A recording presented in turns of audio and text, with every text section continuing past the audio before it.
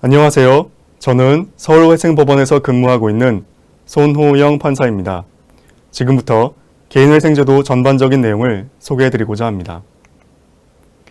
오징어 게임이라는 드라마에서 빚에 쫓기는 수백 명의 사람들이 새로운 출발을 하고자 거액의 상금이 걸린 서바이벌 게임에 참가합니다. 목숨을 건 게임 속에서 불행을 벗어나기 위한 선택의 결과가 희망이길 바랬던 참가자들에게 돌아온 것은 무엇이었을까요? 드라마의 비극적인 전개는 보는 이들에게 상당한 울림을 줍니다.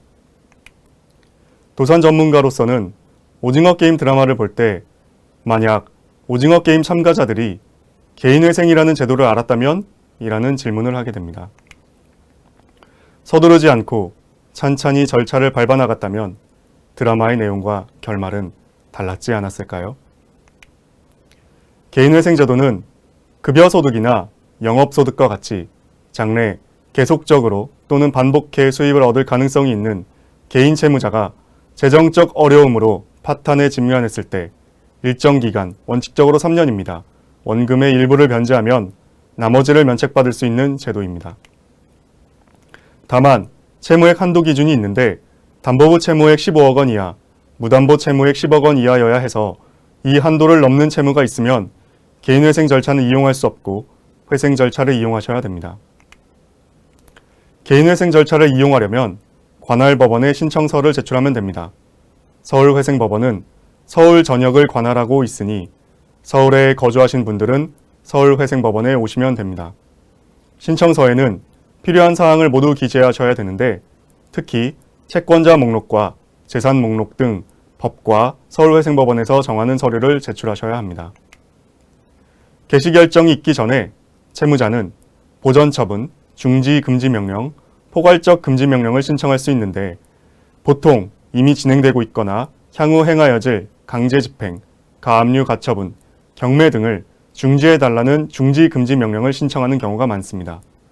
서울회생법원은 원칙적으로 중지금지명령을 발령하고자 하는데 다만 과거 개인회생 신청한 경력이 있는 경우, 신청 횟수, 과거 절차 종료일, 종국 사유 등을 고려해서 개인회생 절차 남용에 해당한다고 볼 수 있으면 발령하지 않는 경우도 있습니다.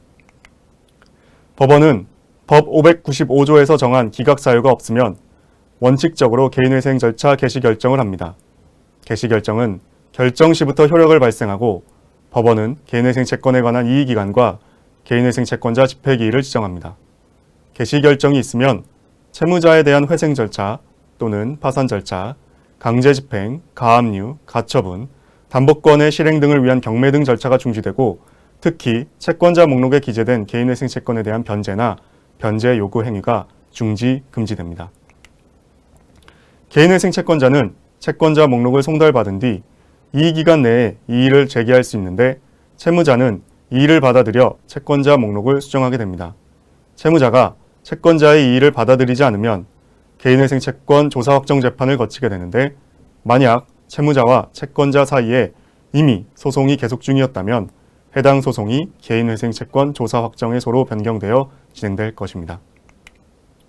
이러한 절차를 거쳐서 법원이 채무자가 제출한 변제 계획안에 대해서 변제 계획이 법률의 규정에 적합한지, 변제 계획이 공정하고 형평에 맞으며 수행 가능한지, 인가 전 납부되어야 할 비용, 수수료, 그 밖의 금액이 납부되었는지, 인가 결정일 기준으로 개인회생 채권에 대한 총 변제액이 채무자가 파산하는 때에 배당받을 총액보다 적지 아니한지 등을 살펴 인가 결정을 하게 됩니다.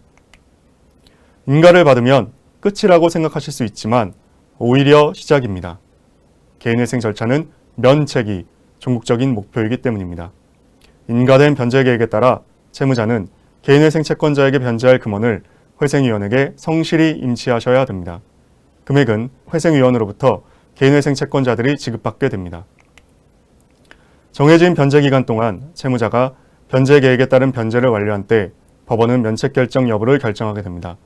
면책 결정이 확정되면 원칙적으로 채권자 목록에 기재된 채권에 대하여 책임이 면제되는데 그 뜻은 채무 자체는 남아있지만 채권자가 그 채무를 채무자에게 소송 등을 통해 이행을 강제할 수 없다는 것입니다. 채무 자체는 남아있는 것이므로 채무자가 채권자에게 임의로 이행하는 것은 유효한 번제가 되고 채권자는 그 채권으로 상계 등을 할 수는 있습니다. 만약 변제금이 납부되지 않고 지체되면 인가된 이유라도 절차가 폐지될 수 있고 채권자들이 확정된 개인회생 채권자표로 강제 집행을 할 수 있는 점은 유의해 주셔야 합니다. 또한 면책 결정을 받으면 확정된 다음 날부터 5년간은 개인회생 절차를 신청할 수 없습니다.